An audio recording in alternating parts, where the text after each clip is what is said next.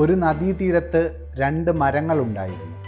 ഒരിക്കൽ ഒരു പക്ഷി വന്ന് ആദ്യത്തെ മരത്തോട് ചോദിച്ചു, ഞാൻ മുട്ടയിടാൻ പോവുകയാണ്, മഴയും വരാനിരിക്കുകയാണ്, ഞാൻ നിന്റെ കൊമ്പത്ത് ഒരു കൂട് കൂട്ടിക്കോട്ടെ? മരം അത് നിരസിച്ചുകൊണ്ട് ഇപ്രകാരം പറഞ്ഞു, ഇല്ല, എൻ്റെ കൊമ്പിൽ കൂട് കൂട്ടാൻ ഞാൻ നിന്നെ അനുവദിക്കില്ല. പക്ഷിക്ക് വലിയ വിഷമമായി.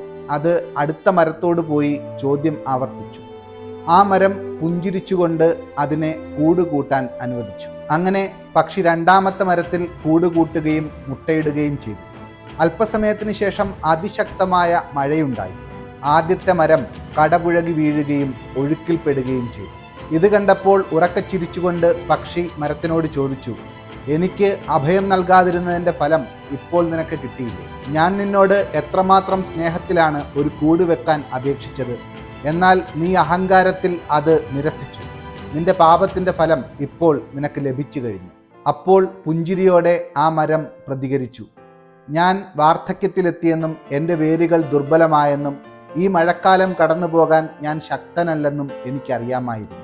ഞാൻ കടപുഴകി വീഴുമ്പോൾ നിന്റെ മുട്ടകളും കൂടുമൊക്കെ വെള്ളത്തിലാകാതിരിക്കാനാണ് നീ കൂടുവെക്കാൻ അവസരം ചോദിച്ചപ്പോൾ ഞാൻ അത് നിരസിച്ചത്. ഇത് കേട്ട പക്ഷിക്ക് വലിയ സങ്കടമായി.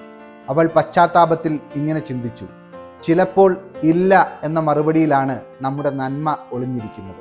പലപ്പോഴും മറ്റുള്ളവരുടെ സാഹചര്യങ്ങൾ മനസ്സിലാക്കാതെ സ്വന്തം ഭാഗം മാത്രം ചിന്തിക്കുന്നത് തെറ്റായ രീതിയാണ്.